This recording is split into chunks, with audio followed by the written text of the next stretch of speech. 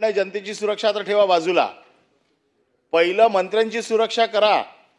कारण एक व्हिडिओ ही चड्डी बनियन गँग किंवा चड्डी टॉवेल गँग चे व्हिडिओ महाराष्ट्रात फिरतायत आणि या गँगचे व्हिडिओ एखाद्या मंत्र्याच्या बेडरूम मध्ये असलेले व्हिडिओ बाहेर येत आहेत.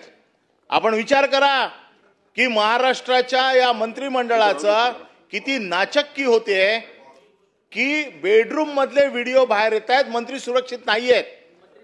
जनतेची सुरक्षा ठेवा बाजूला, मंत्र्यांच्या सुरक्षतेचा प्रश्न निर्माण झालेला आहे आज. आणि जाहीर कार्यक्रमात पुन्हा सांगतायत की पैसे कमी पडले तर आम्ही देऊ.